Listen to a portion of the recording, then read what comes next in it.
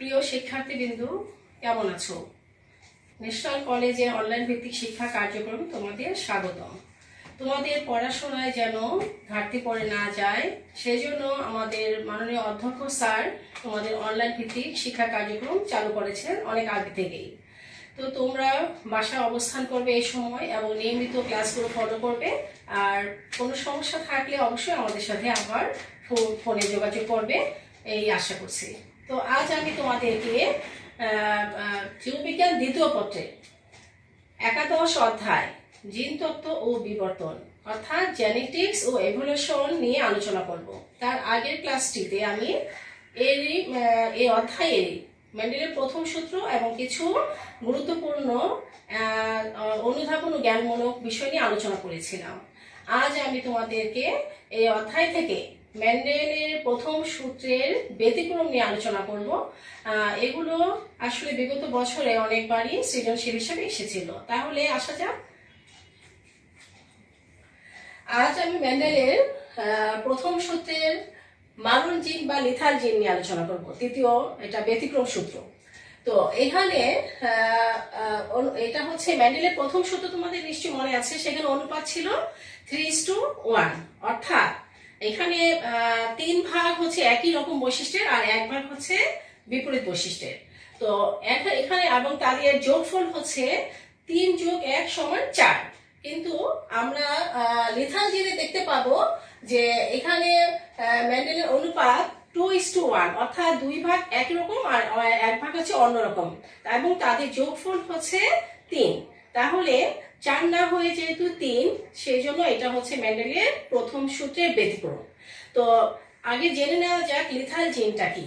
Lethal জিন হচ্ছে মারণ জিন, অর্থাৎ মরণ জিন যেটা, সেটা মরণ হচ্ছে স্বাভাবিক মৃত্যু যেটা, আর মারণ জিন হচ্ছে কিল অর্থাৎ হত্যা করা। অর্থাৎ কোনো জিন যদি অপর একটি জিনের মৃত্যুর কারণ হয়ে থাকে তখন সেই জিনটাকে বলা হবে লিথাল জিন। তো বিজ্ঞানী কোনো ফরাসি বিজ্ঞানী, ফরাসি জিন তত্ত্ববিদ কোনো উনি লুসিয়ান কোনো 1905 সালে সর্বপ্রথম ইঁদুরের গায়ে বর্ণের ক্ষেত্রে লিথাল জিনের উপস্থিতি লক্ষ্য করেন।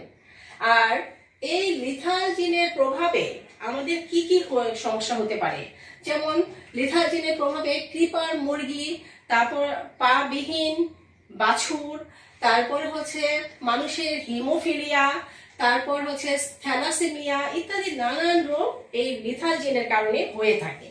তাহলে শিক্ষার্থীরা এবার আসা যাক লিথাল জিনের সংজ্ঞাটা। লিথাল জিন কি? লিথাল জিন হলো সেই ধরনের একটি জিন, মারণ জিন, যারা হোমোজাইগাস অবস্থায় সংশ্লিষ্ট জীবের মৃত্যুর কারণ হয়ে থাকে। অর্থাৎ যে সকল জিন বা এলিলের কারণে জীবের মৃত্যু ঘটে তাকে বলা হয় লিথাল জিন। তো লিথাল জিনের কারণে তোমার মেন্ডেলের প্রথম সূত্র অনুপাত 3:1 এর পরিবর্তে 2:1 হয়।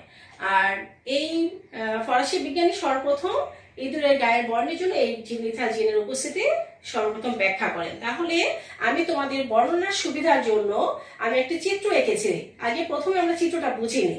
দেখো এখানে দেখা যাচ্ছে যে লিথাল জিনটার ব্যাখ্যাটা দেখো, যে ইঁদুর, এখানে ইঁদুরের যে গায়ের পশম থাকে, পশমটা হালকা হলদে বর্ণের।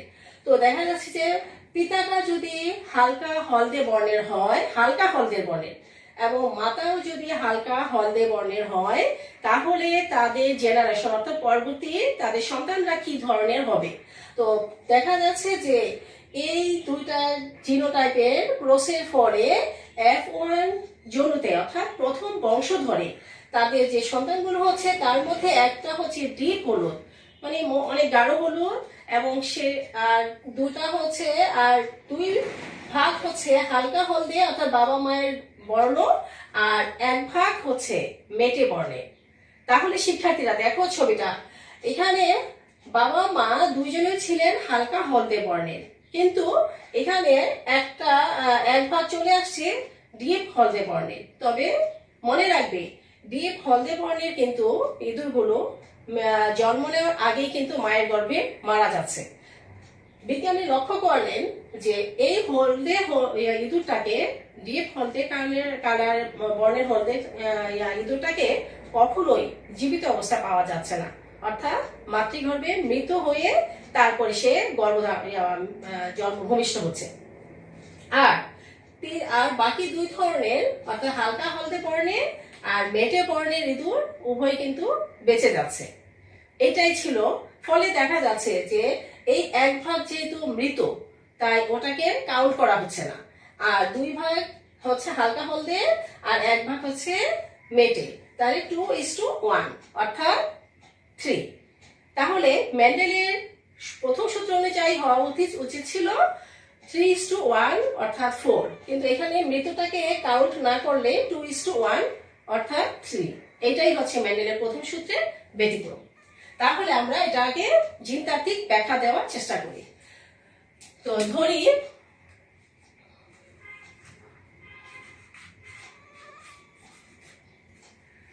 ইঁদুরের গায়ের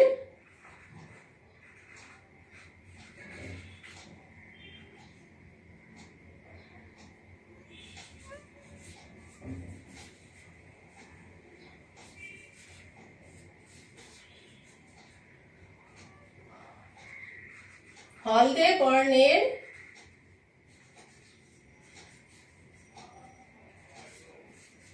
জন্য দায়ী প্রকট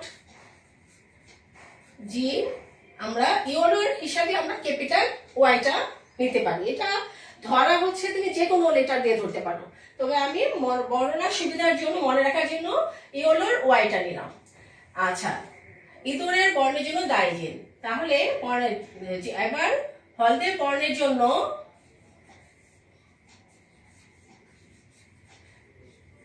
জিনোটাইপ হচ্ছে ক্যাপিটাল ওয়াই ক্যাপিটাল ওয়াই, আর হালকা হলদে বর্ণের জন্য দায়ী জিন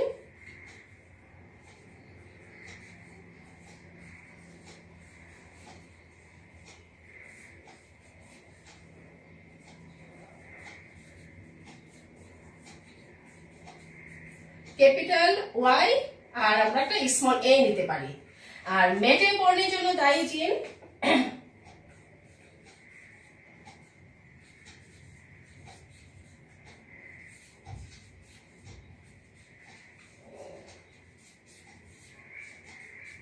আমরা স্মল এ নিলাম।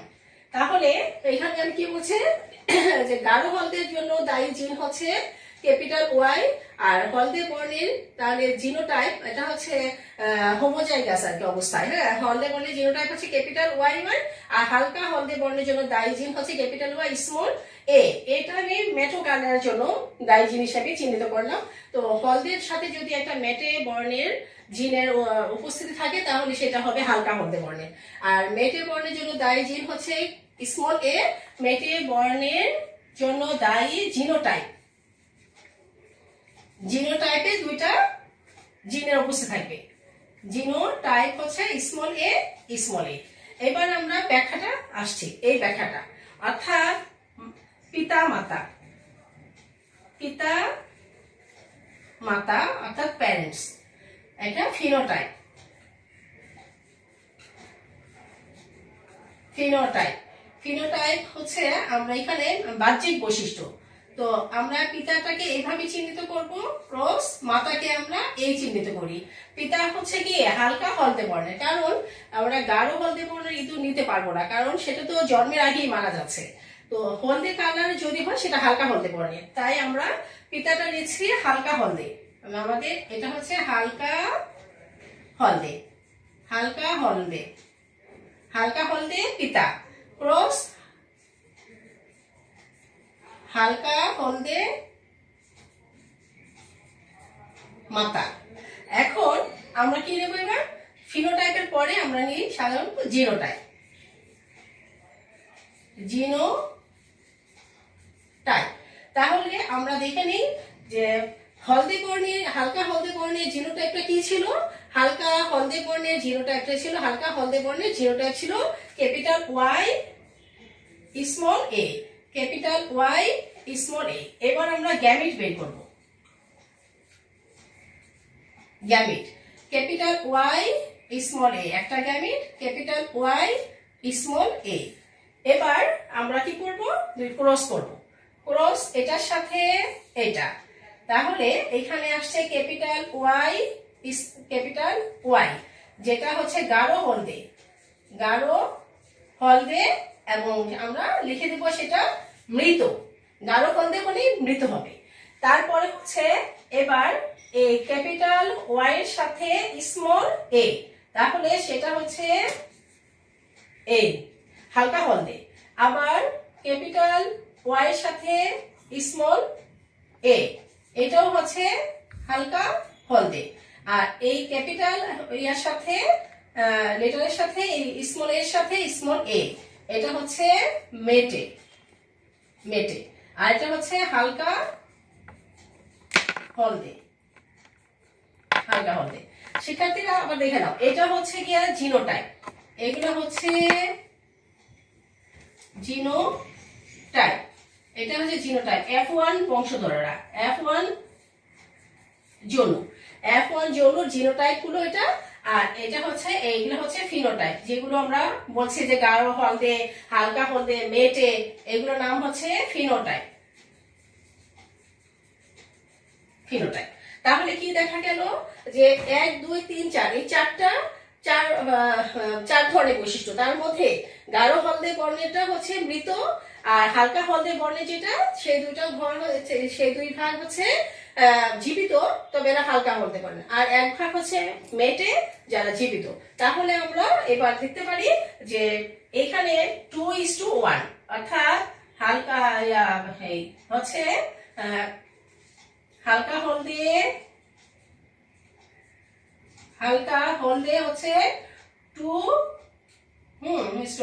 আর হালকা হলদে মেটে, মেটে সমান সমান হচ্ছে 2:1। যোগফল হচ্ছে 2 যোগ 1 সমান 3। এটাই হচ্ছে মেন্ডেলের প্রথম সূত্রের ব্যতিক্রম। শিক্ষার্থীরা তাহলে বুঝতে পারছো যে মেন্ডেল লেথাল জিন বা মারণ জিন কি।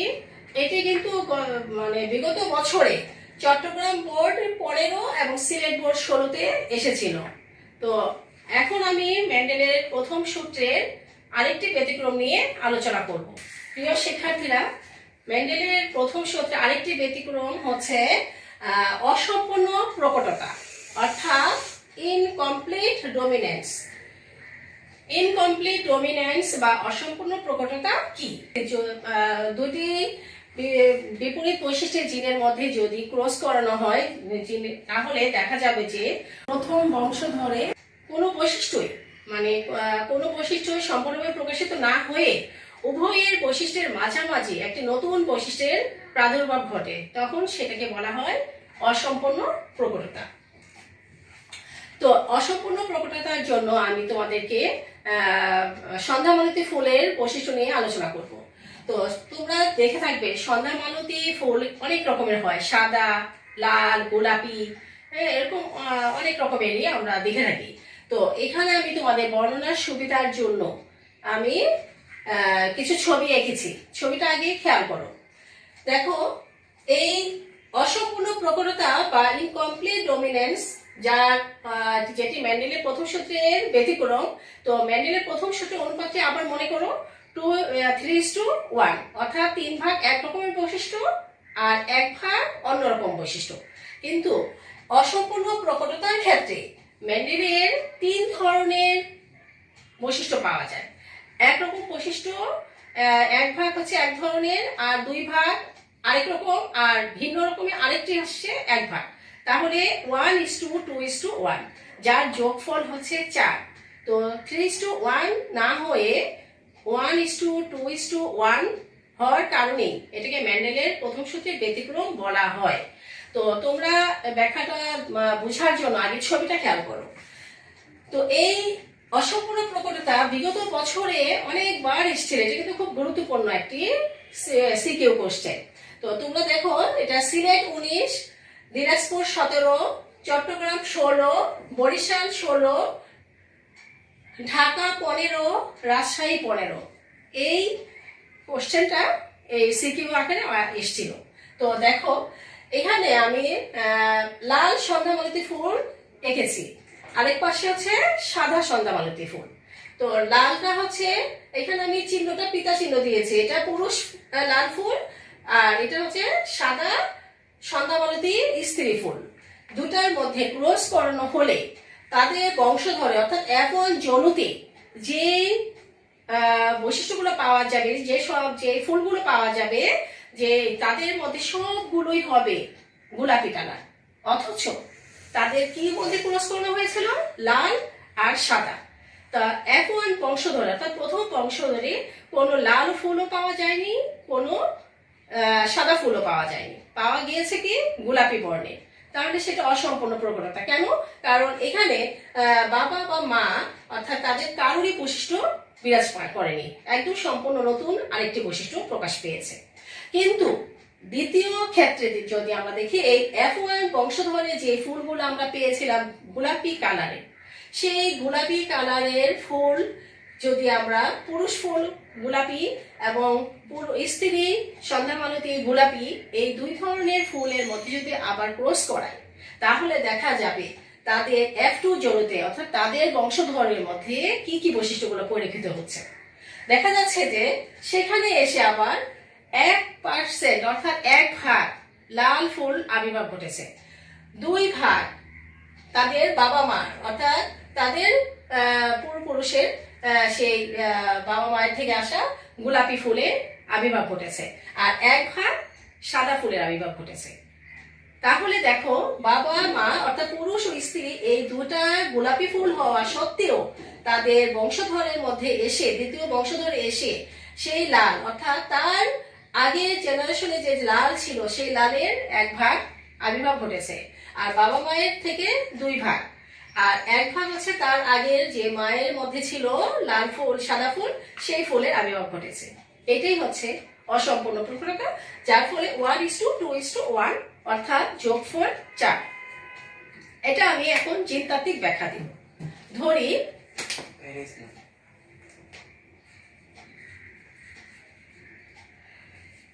সন্ধ্যামালতীর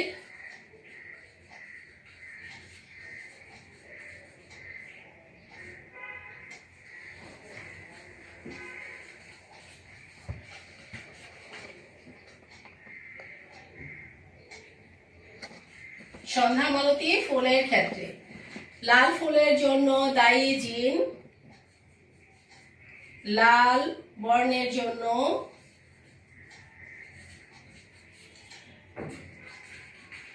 দায়ী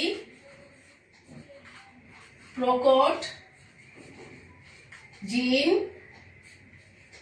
আমরা লালের রেড নিলাম ক্যাপিটাল আর, লাল বর্ণের জন্য দায়ী জিনোটাইপ,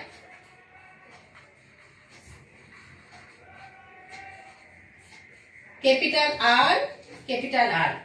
আবার সাদা বর্ণের জন্য দায়ী প্রকট জিন, আমরা হোয়াইটের ডাব্লিউ নিলাম। সাদা বর্ণের জন্য দায়ী জিনোটাইপ,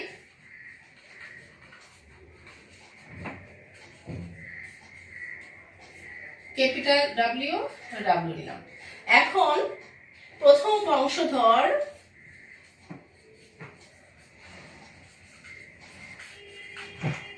হচ্ছে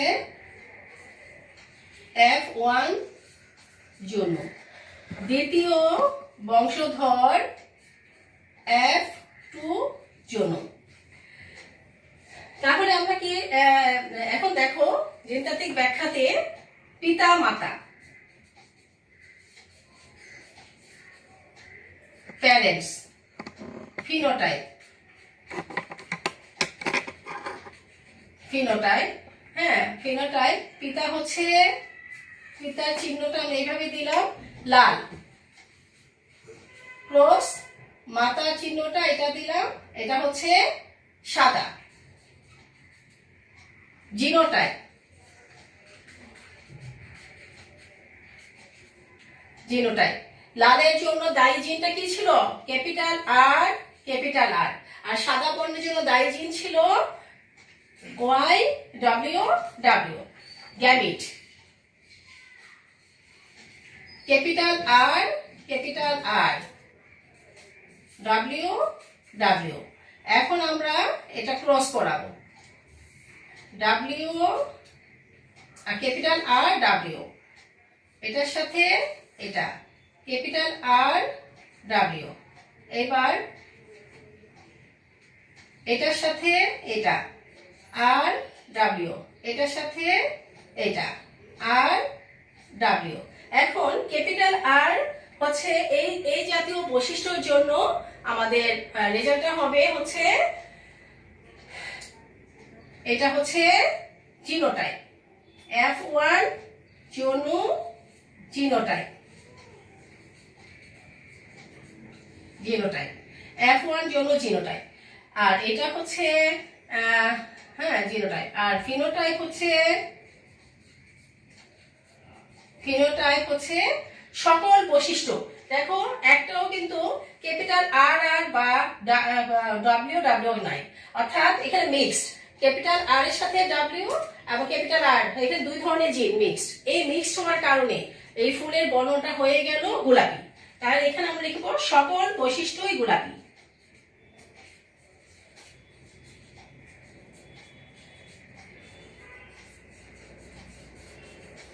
গোলাপি। এই হচ্ছে মেন্ডেলের প্রথম সূত্রে প্রথম বংশধরে লাল ফুল আর সাদা ফুলের ক্রস করানোর পরেও তাদের যে প্রথম জেনারেশন যে ফুলগুলা আসলো তাদের প্রত্যেকের বর্ণ হচ্ছে গোলাপি। এবার আমরা দ্বিতীয় ধাপে যাচ্ছি শিক্ষার্থীরা। এবার আমি দ্বিতীয় বংশধরের ক্ষেত্রে প্রমাণ দেখাচ্ছি। পিতা মাতা প্যারেন্টস টু জিনোটাইপ বৈশিষ্ট্য নিয়েছি কি গোলাপি সন্ধ্যামালতী ফুল আর পিতা, আর গোলাপি সন্ধ্যামালতী ফুল পাতা। জিনোটাইপ তাদের জিনোটাইপটা হবে কি গোলাপির জন্য আমরা কি নিয়েছিলাম ক্যাপিটাল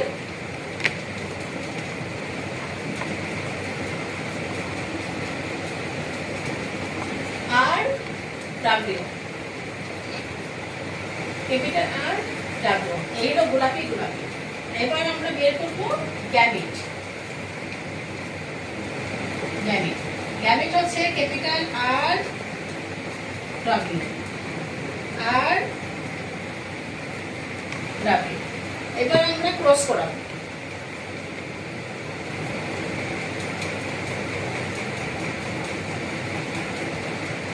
আচ্ছা, এটা আমরা অবশ্য চাকার বোর্ডে দেখাইতে পারি। এটা আমরা চাকার বোর্ডে দেখাই। চাকার বোর্ড হচ্ছে দ্বিতীয় বংশধরকে আমরা চাকার বোর্ডে দেখাই। এখানে পিতা, এটা হচ্ছে মাতা। এখানে গ্যামিট কি পাওয়া গিয়েছিল? গ্যামিট পাওয়া গিয়েছিল এটা হলো ক্যাপিটাল আর ডাব্লিউ।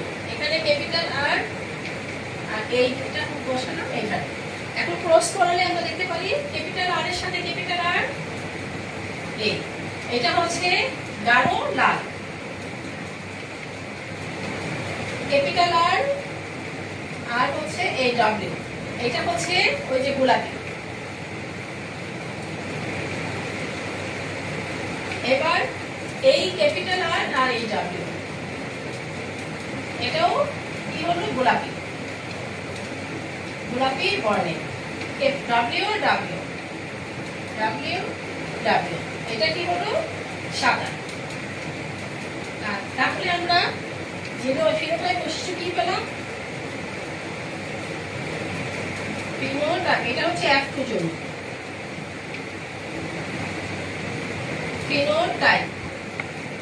ফিনোটাইপ হচ্ছে কি পেলাম? লাল,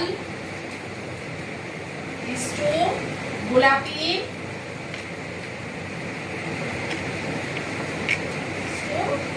আর সাদা। অর্থাৎ আমরা তিন ধরনের বৈশিষ্ট্য পেলাম, লাল, গোলাপি আর সাদা। তাহলে অনুপাত দেখি। অনুপাত লাল কয়টা? লাল হচ্ছে 1 ভাগ, তাহলে 1। গোলাপি 2 ভাগ, 1 আর 1 2 ভাগ। তাহলে ইস টু 2, আর সাদা হচ্ছে 1 ভাগ, এই 1। এখন অনুপাতের যোগফল কি হচ্ছে?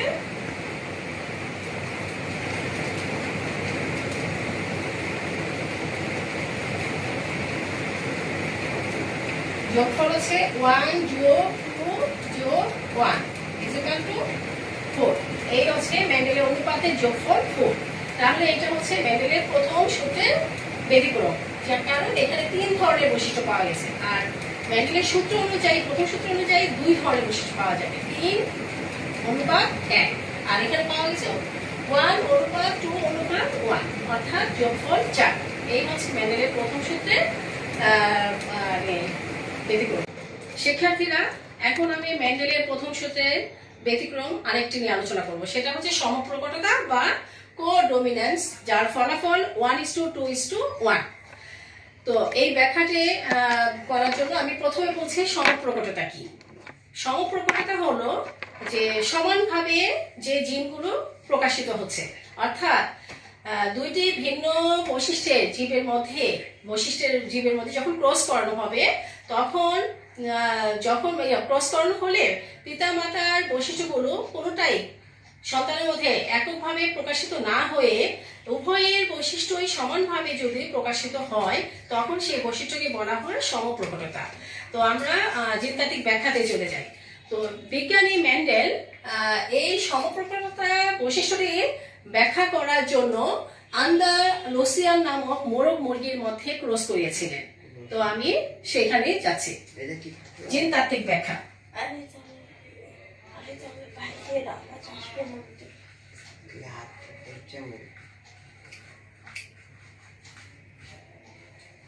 ধরি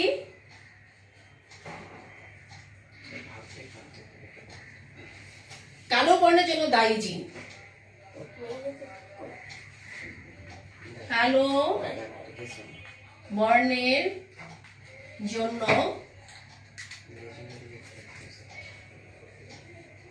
দায়ী প্রকট জিন, কালোর জন্য আমরা ব্ল্যাকের বি নিলাম, যে কোনো একটা ধরতে পারবা, তোমরা যে কোনো লেটার ধরতে পারবা। কালো বর্ণের জন্য দায়ী জিনোটাইপ,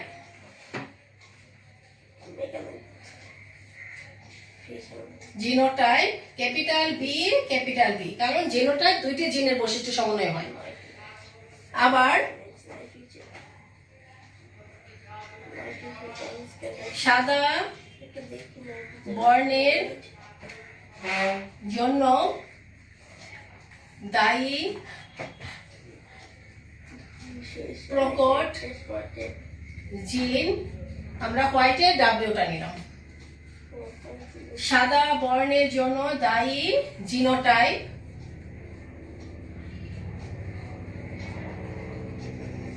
ডাব্লিউ। প্রথম বংশধর F1 জন্য, দ্বিতীয় বংশধর F2 জন্য। এখন আমরা ক্রস করাই দেখি। পিতা মাতা P1, পিতা মাতা P1।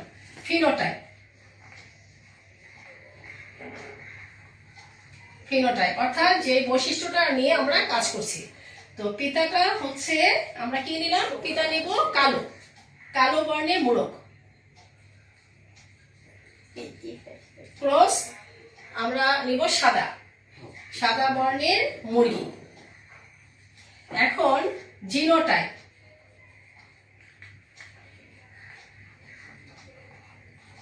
কালো বর্ণের জন্য ক্যাপিটাল বি, আর সাদা বর্ণের জন্য, কালো বর্ণের জন্য ব্ল্যাক, আর সাদা বর্ণের জন্য হোয়াইট নিলাম।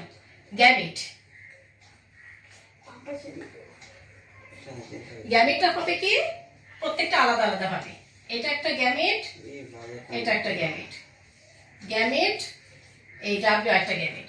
এবার আমরা ক্রস করাবো এই ক্যাপিটাল বি এর সাথে এটা, তাহলে ক্যাপিটাল বি এই, আবার এটার সাথে এটা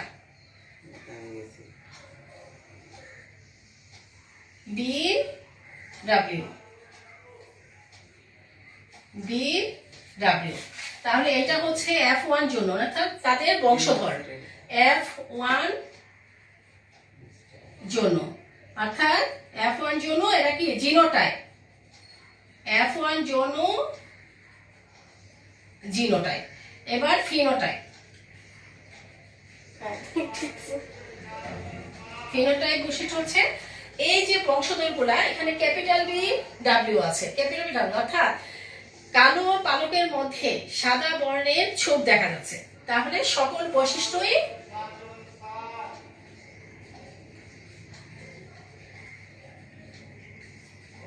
সাদা কালো ছোপযুক্ত।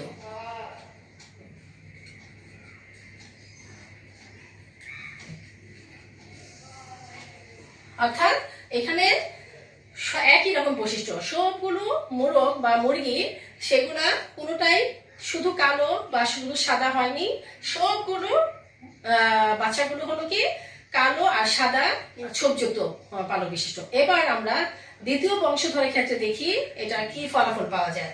আমরা যদি দ্বিতীয় বংশধরে গিয়ে আবার সেই কালো সাদা, সাদা কালো ছোপযুক্ত মোরগের সাথে সাদা কালো ছোপযুক্ত মুরগির ক্রস করাই, তাহলে তাদের বংশধরগুলো কি বৈশিষ্ট্য হবে আমরা সে ব্যাখ্যাতে যাব। এবার দ্বিতীয় বংশধরে আবার আমরা নিচ্ছি পিতা মাতা, পিতা মাতা P2, এটা হচ্ছে ফিনোটাইপ।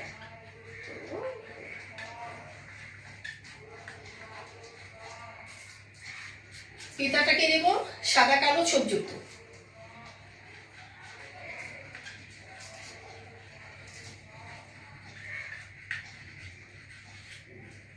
ক্রস মাতা সাদা কালো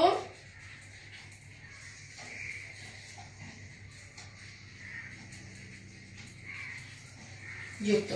এবার জিনোটাইপ,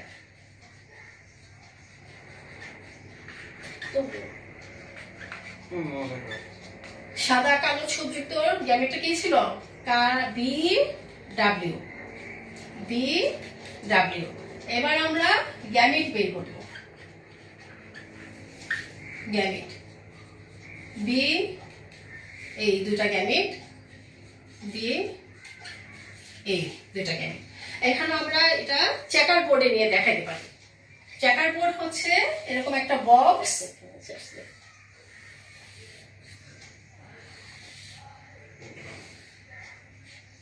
এখানে আমরা পিতার গ্যামেট আর এখানে মাতার গ্যামেট বসালাম।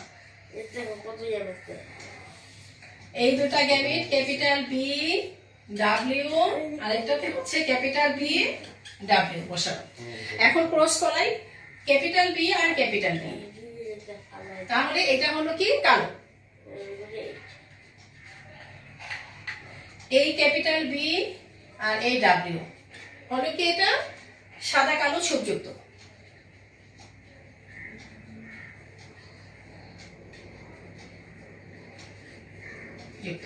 আবার এইটা আর এটা ক্যাপিটাল বি ডাব্লিউ সাদা কালো ছোপ যুক্ত।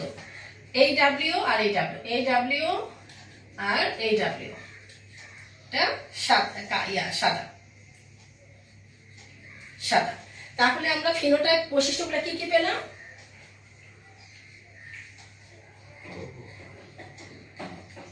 কি কি বৈশিষ্ট্য পেলাম, কালো, সাদা কালো ছোপযুক্ত,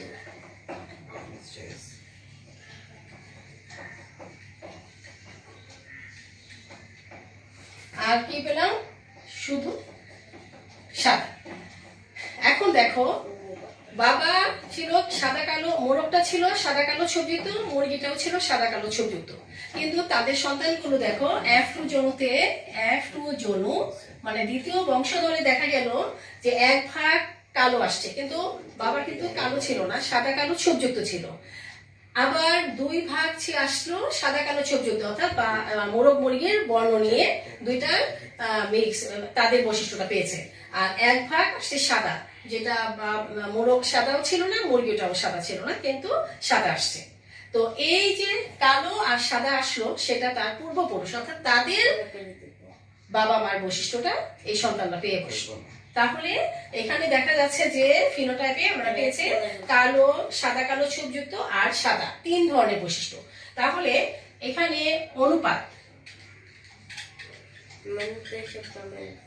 অনুপাত কালো হচ্ছে 1 ভাগ, 1 ভাগ কালো, 2 ভাগ হচ্ছে সাদা কালো, আর 1 ভাগ হচ্ছে সাদা।